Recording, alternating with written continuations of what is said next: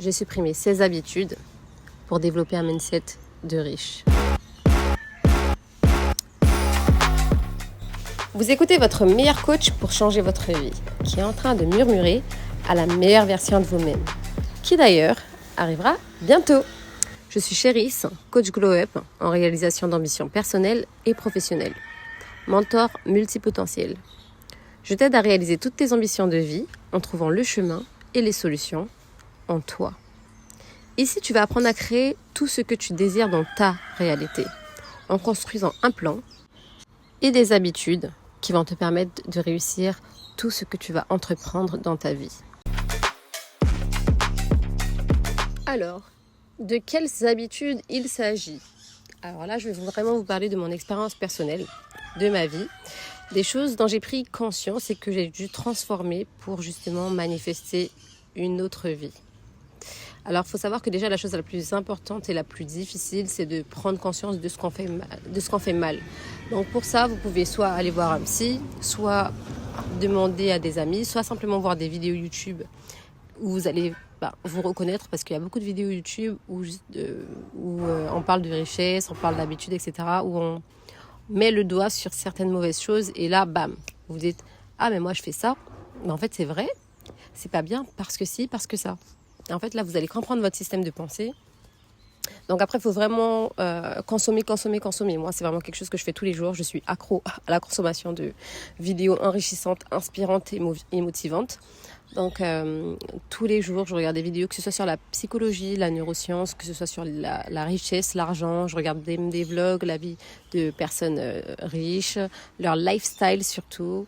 Je regarde des vidéos éducatives où on te dit 10 conseils pour ci, 10 conseils pour ça, 12 choses à éviter, etc. Il faut vraiment consommer. Donc, il y a beaucoup d'êtres humains qui passent le 3/4 de leur temps, si ce n'est pas au boulot, sur les réseaux sociaux, à consommer des choses futiles.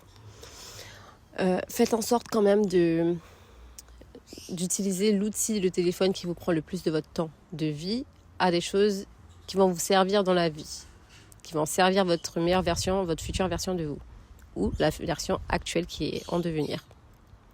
Essayez de faire en sorte d'être le plus proche de votre best version. Et ne pas tout le temps utiliser aussi la formulation « ma future version ». Donc voilà, votre best version est en devenir, mais l'objectif c'est qu'elle arrive et pas que vous en rêviez toute votre vie. Du coup, pour revenir à une habitude, donc j'avais l'habitude d'abord d'effleurer les prix. Donc là, c'est vraiment un exemple du supermarché quand je faisais mes courses. Un truc très banal, mais vous allez vite comprendre où je vais en venir. Donc j'avais l'habitude d'effleurer les prix et après de choisir le produit en fonction. Donc ça veut dire que si je veux acheter du beurre, je vais dans le rayon de beurre et je scrolle toutes les étiquettes de prix. J'ai même pas vérifié si j'étais encore dans le rayon de beurre. C'est à certains moments quand je jette un coup d'œil au-dessus que je me dis finalement le beurre s'arrête ici. Mais en fait, j'effleure toutes les étiquettes de prix pour trouver le prix mini le plus petit. Et ensuite, je regarde le beurre, je lis l'étiquette, je regarde si c'est bien, pas bien, etc. Donc, en fait, cette habitude-là, à force d'acheter le prix mini, etc., ça a fait que, en fait, il y a plein d'habitudes qu'on fait dans plein d'autres choses de notre vie. Donc là, on se dit peut-être c'est que pour le beurre, parce que voilà, les courses, il faut économiser, il faut ci, ça. Mais en fait, il y a une habitude que ma mère nous a fait prendre petit, c'est de manger devant notre assiette. Donc au lieu de racler la cuillère vers nous, puisque ça nous fait reculer dans notre vie apparemment, on raclait la cuillère vers l'avant. Donc on met la cuillère en place devant nous et on racle en avançant. Et c'est un geste très difficile, mais en fait ça en dit long sur ton mental, parce que si tu choisis la facilité qui te contresserre, qui te fait nager à contre-courant, en fait tu recules dans ta vie, alors que si tu décides consciencieusement de choisir l'option difficile qui te fait avancer dans ta vie, ça en dit long sur ta résilience, sur ta discipline et sur ce que tu veux vraiment en fin de compte. Est-ce que tu es prête à endosser la difficulté pour réussir dans ta vie ? Je ne dis pas forcément que la réussite est forcément difficile à atteindre. Je dis juste qu'il faut être prête à endosser la difficulté pour réussir, si ça doit arriver. Donc voilà, ça c'est un exemple. Et en fait, en choisissant les prix mini, je reflétais dans la vie que en fait, toutes les décisions que je vais prendre dans ma vie va être la conséquence des prix. Donc ça veut dire que si je veux aller acheter une voiture, je vais d'abord regarder quelle est la moins chère avant de voir si c'est une épave. Donc, c'est-à-dire qu'on va me dire, ok, j'ai une voiture à 1 euro. Et en fin de compte, je vais sur le terrain et je vois que c'est une voiture qui n'a ni volant, ni roue, etc. Donc, et je me suis rendu compte de ça. Et je me suis dit, mais en fait, c'est vrai. En fait, je dois me concentrer. C'est-à-dire que toute ma vie, je vais être guidée par le prix, la valeur des choses monétaires que les gens ont fixées ou quoi, plutôt que la valeur que j'apporte. Parce que j'avais fait une vidéo sur TikTok ou Instagram où je disais que ce qui est bien avec moi, c'est que la valeur d'une chose ne reflète pas de son prix. Ça veut dire que moi qui adore le bleu et les papillons, je peux acheter un bouquin qui est totalement aligné à moi, mes valeurs et mes goûts esthétiques à 5 euros, au lieu de prendre un livre qui coûte hyper cher à 500 euros, qui est pas du tout bleu, il est marron, c'est pas du tout les couleurs que je kiffe, ce dont il parle ne me concerne pas du tout, etc. Donc, et là, c'est un parfait exemple, parce que du coup, ça va rejoindre la leçon que je veux vous inculquer, c'est que il faut d'abord, la valeur d'une chose, c'est vous qui la donnez. C'est-à-dire que pour moi, le livre Bleu Papillon qui parle de spiritualité a plus de valeur que l'autre bouquin marrant qui parle des 7 lois de l'univers ou je ne sais quoi. Enfin bon, ça m'intéresse aussi, mais vous avez compris où je veux en venir. La valeur, c'est vous qui la donnez. Donc après, oui, il y a la valeur des produits utilisés. Il faut que ça soit du papier qui dure longtemps. C'est comme les vêtements. Il faut que ça dure longtemps. Et c'est mieux de faire un choix qualitatif plutôt qu'un choix où tu vas acheter 10 fois la même chose. Parce que là, du coup, c'est un petit peu stupide. Tu as acheté 10 fois le truc bas de gamme. Au final, ça va rattraper le prix de celui qui coûtait cher. Enfin bon. Donc, mis à part le prix, la valeur qualitative de l'article ou du produit ou de la chose en question, il y a la valeur que tu apportes. Donc, ce que je devrais regarder quand je fais mes courses, c'est d'abord le produit qui est bon pour ma santé, parce que le produit bas de gamme, en fin de compte, on ne sait pas si c'est du plastique, si c'est quelque chose de transformé ou quoi, et c'est pour ça que ça a cette valeur. Ou alors c'est quelque chose qui n'est pas du tout bon. Donc, je devrais d'abord regarder ce qui est bon pour moi, ce que je veux aussi, ce qui a de la valeur pour moi, avant de regarder le prix. Et ensuite, voir si le prix, je peux l'assumer. Donc, est-ce que j'ai les moyens de le prendre, etc. Après, trouver le juste milieu. Mais en fait, toujours prendre l'habitude de commencer par ce qu'on veut. Et du coup, ça, c'est quelque chose que j'ai radicalement changé. Donc maintenant, je me force quand je vais faire les courses. À chaque fois, tilt, j'y pense. Je regarde vraiment ce que je veux. Et j'en ai pris conscience. J'aurais pas d'autres exemples là spontanément, mais j'ai pris conscience que dans la vie de tous les jours maintenant, je regarde d'abord ce que je veux. Et je choisis pas par rapport au prix. Donc ça veut dire que si par exemple je dois faire une masterclass, il faut absolument que j'aille dans cette masterclass. Il y a des personnes que je veux rencontrer qui sont alignées à ma meilleure version. Je vais pas aller dans le petit club où l'accès est à 5 euros. Non, je vais aller dans la masterclass où le ticket est à 50, 100 euros parce que c'est aligné à moi. Et ensuite, en fait, j'ai été agréablement surprise de voir qu'il y avait énormément de choses qui étaient alignées à moi et aussi à mon porte-monnaie en fin de compte. Donc, depuis tout ce temps, j'aurais pu faire des choix alignés à moi dont j'avais aussi les moyens. Bon, la majorité du temps, les choses qui ont beaucoup de valeur, le prix suit aussi, mais il y a quand même beaucoup de situations où le porte-monnaie, il peut suivre. Et en fait, quand vous voulez, de toute façon, votre porte-monnaie, il suit automatiquement après parce que les opportunités vont s'ouvrir, les champs des possibilités vont s'ouvrir, votre attraction, votre aura, l'énergie que vous allez dégager va s'ouvrir et se dégager. Votre visibilité, en fait, l'univers va tout faire pour que le chemin, il s'éclaircisse quand vous allez décider de vouloir quelque chose. On dit que quand ton attention se porte sur quelque chose, tu vois les opportunités pour. Donc, ça veut dire que si tu ne veux pas voyager, tu vas avoir toutes les conditions qui vont servir ton souhait de ne pas voyager. Alors que si tu veux voyager, tu vas trouver toutes les solutions, tu vas avoir plein de possibilités. Il y a l'option ci, il y a la DOM, là, il y a l'option ça, qui va servir en fait ton désir, ton choix. Du coup, c'est quelque chose que j'ai radicalement changé. Si vous vous reconnaissez dans ça, c'est un conseil que je vous donne. Changez-le dès maintenant parce que la transformation personnelle, ça met du temps. C'est pas quand on prend conscience de quelque chose que, hop, ça change. En fait, il faut pratiquer. Pratiquer parce que ton mental, il a besoin de s'exercer, de travailler, de prendre l'habitude et de prendre de bonnes habitudes. Ensuite, j'avais tout le temps l'habitude de regarder les prix en bas, en me disant que forcément, en haut, ça serait plus cher. Parce que c'est en général, c'est comme les vêtements où ils mettent les tailles les plus petites en haut et jusqu'en bas et en descendant, ce sont les tailles les plus larges. Donc après, si tu sais que l'étagère de bas, c'est toujours du XXL et que tu fais du XS, tu regardes tout le temps en haut. Pour les courses, c'est l'inverse. En bas, ce sont les prix mini. Et plus tu montes, plus ça coûte cher. Donc en fait, je regardais jamais en haut. Je me suis rendu compte qu'en fait, je levais jamais la tête. Et c'est fou comme je me dis que ça doit être aussi quelque chose de politique parce que la gestuelle, elle est super importante pour ton développement personnel. Quelqu'un qui baisse la tête dans la rue, qui marche tête baissée, c'est quelqu'un qui est timide, qui n'a pas confiance. Et du tout, c'était tout à fait moi. Tout à fait moi. Je regarde tout le temps en bas. Je me dis que c'est pour savoir où je marche. Donc c'est logique. Et jamais je regardais le ciel. Donc si tu me demandais par où j'étais passée, d'ailleurs c'est pour ça que j'ai un mauvais sens de l'orientation, parce que je regarde pas du tout mon environnement. Alors regarder le ciel, encore plus mal. Je me suis forcée à faire ça un temps. Je me suis dit mais c'est complètement stupide. En haut il n'y a rien à regarder. Le ciel il change pas. Il y a toujours les nuages bleus, les oiseaux, etc. Mais en fait, mais il faut juste que je regarde en haut, à la rigueur au milieu, voir les gens qui m'entourent. Ah là là, bref. Du coup je regardais tout le temps les prix d'en bas, les prix mini en fait. Et en relevant la tête, je me suis rendu compte que bam, il y a un autre monde en fait. Parce que à force de voir prix mini, tu vois pas toutes les marques qui existent, etc. Et c'est en commençant à lever la tête que je me suis rendu compte qu'en fait, les prix dépendaient des marques. Donc oui, c'était logique par rapport au prix mini, mais dans toutes les autres marques aussi, tu peux avoir un autre prix plus avantageux que ton prix mini d'en bas dans un prix de marque en haut. Parce que en fait, tout en bas, c'est le prix il est en rapport avec la qualité, mais en haut, le prix il est en rapport avec la marque.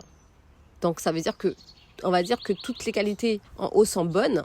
Maintenant, les prix divergent en fonction des marques. Donc tu peux trouver l'équivalent de ton prix mini en bas avec une marque d'en haut. Ou un juste milieu. Et donc là, tu pars pas tu retires ce principe que le prix il est en rapport simplement avec la qualité. Non, il est simplement en rapport avec l'étiquette ou le nom qui a marqué dessus. Et c'est impressionnant du coup de faire ce constat un peu après. Donc j'ai pris l'habitude maintenant, cette année d'ailleurs, non ça doit faire peut-être, oui cette année, Bon on est à la fin de l'année pratiquement, donc ça va faire 7 mois que je prends l'habitude de regarder toujours les articles en haut. Et waouh, anecdote, là je suis obligée de vous la sortir, j'ai repris les études du coup de droit, de finance et de psychologie. Voilà, parce que je me suis dit que c'est important de prendre au sérieux les matières dans lesquelles je souhaite m'engager, pour des raisons perso et professionnelles aussi, pour vraiment renforcer mes compétences, pardon. Et il y avait les prix mini des livres, des cahiers, pardon. Alors j'ai hésité entre des cahiers et des classeurs, parce que je sais que le droit, il y a énormément de matières, donc je préférais les classeurs. Par contre, pour la psychologie et la finance, je préférais les cahiers. Dans les rayons, il y a des cahiers basiques. Alors là, je me suis dit non chérie, t'as passé l'école, t'es plus dans le bas de gamme. Donc non, hors de question que je prenne des cahiers classiques, même si ça coûte pas cher. Parce que les cahiers, ils sont à 1,25 € ou alors 2 €, 3 € maximum. Et je me suis dit non. Et je tombe sur des cahiers que je kiffe, avec les couleurs de première page translucides. Donc on voit ce que j'ai écrit sur la première page, la matière, finance, etc. Et j'adore ce qui est translucide, même les effets sirènes, etc. Enfin, les trucs un petit peu chic, tu vois, ça sort de l'ordinaire. Mais vu que la première page translucide, elle est souple, je déteste les cahiers où quand tu les plies pour écrire sur la page de gauche, là, arrière, ça rebondit ou alors c'est pas droit pour écrire, c'est trop forçant. Donc c'est pour ça que aussi les classeurs, c'était intéressant. Et dites-vous, du coup que je suis restée une journée, je suis rentrée chez moi sans rien avoir acheté d'ailleurs pour réfléchir encore parce que j'hésitais entre le classeur et le cahier. Donc entre la praticité et l'esthétique. Et moi, il faut savoir que pratique, c'est super, mais si c'est pas esthétique, ça me donne pas envie d'écrire dedans. Et si c'est esthétique, j'ai envie d'écrire dedans, sauf que ça va me saouler au bout d'un moment parce que je vais écrire avec un inconfort. Donc je me suis dit, bon chérie, là, tu vas pas acheter des cahiers 10 fois, donc prends le temps vraiment de réfléchir pour faire un investissement aligné à toi. Donc je suis rentrée chez moi et le lendemain, je suis retournée avec la décision de prendre les cahiers. Mais je pense que là, c'est mon moi du dessus, enfin mon ancienne version qui a pris le dessus parce que j'ai kiffé l'esthétisme, mais j'ai pas miser sur le long terme, parce que l'esthétisme, c'est un petit peu spontané, alors que la praticité, c'est sur le long terme, sachant que je peux très bien prendre, bon là je vous le dis là instantanément, mais je ne l'ai pas eu comme idée, je pourrais très, très bien prendre la praticité et décorer. Mais en fait, c'est vraiment le prix, parce que le classeur coûte beaucoup plus cher que le cahier. Donc c'est vraiment le prix qui m'a fait, et là je me suis dit, est-ce que c'est pas mon ancienne version là qui prend le dessus, qui se dit que bon, le prix c'est joli, donc forcément c'est le meilleur choix. Et en fait, je retourne, et donc là, en ayant cette réflexion de c'est pas le moi du dessus qui reprend le dessus, je me remets à réfléchir. Donc, je mets les deux devant moi. Le classeur et le cahier. Et là, je me dis, mais en fait, si jamais il existait, parce que je me dis, ok, je chipote, mais si jamais il existait une version cahier avec la couverture translucide et le système de classeur, est-ce que je le prendrais ou est-ce que ou je me référerais encore au prix et je partirais sur le cahier? Et j'ai cette réflexion-là, et figurez-vous que je me retourne et je regarde les étagères du dessus. Par hasard, hein, c'était même pas intentionnel. Je regarde les étagères du dessus et je vois quoi? Je vois un cahier couverture translucide avec le système de classeur, donc les cercles à la base. Et là, je dis, mais non. Et j'ai une euphorie, mais vraiment une excitation, je vous jure. Je me suis dit, je crée littéralement ce que je veux dans ma réalité maintenant. Mais c'est une dinguerie. Et je me dis, mais non, l'univers, merci. J'ai levé les yeux, j'ai envoyé un bisou, j'ai dit merci. Maintenant là, parce que c'était juste après la réflexion de si jamais ça existait, ce que je veux exactement, est-ce que je le prendrais? Et je me suis dit, non, la chérie, t'as interdiction de réfléchir entre si tu prends le cahier système classeur et si tu prends le cahier classique. T'as interdiction parce que là, si tu fais ça, c'est vraiment que t'es bloqué dans ton ancienne version. Donc là, sans réfléchir ni une ni deux, j'ai même pas regardé le prix, hein. C'est vraiment le surlendemain que j'ai constaté le prix. Ni une ni deux, j'ai pris le cahier système classeur. Et là, je me suis dit, allez, let's go. Let's go, là, t'as aucune excuse. Let's go, t'es obligé d'évoluer. Et je vais à la caisse. Donc là, c'était le cahier de psychologie que j'ai pris. Donc c'était couverture jaune translucide. Non, mon premier cahier, c'était finance. Donc c'était un rose translucide.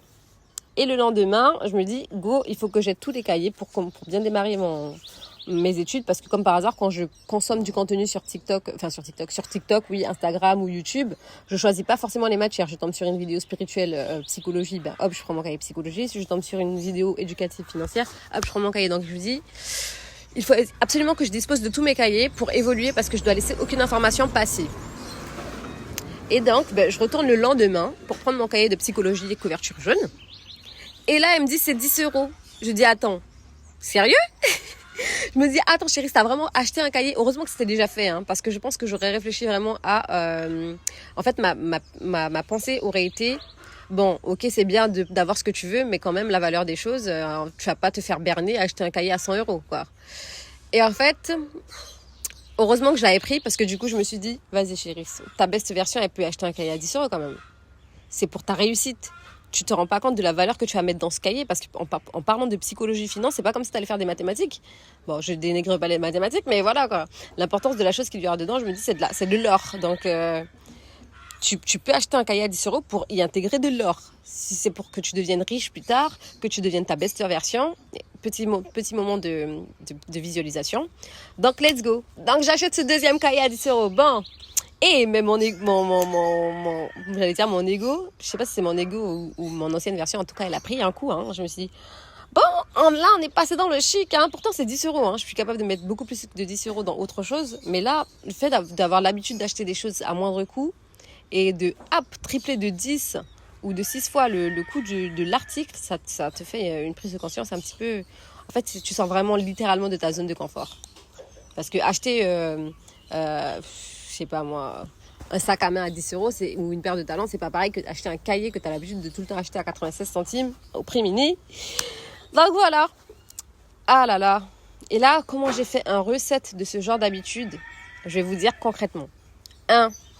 Je commence d'abord par les produits avant de regarder le prix. Donc je choisis d'abord ce qui me plaît et ce dont j'ai besoin avant de regarder le prix.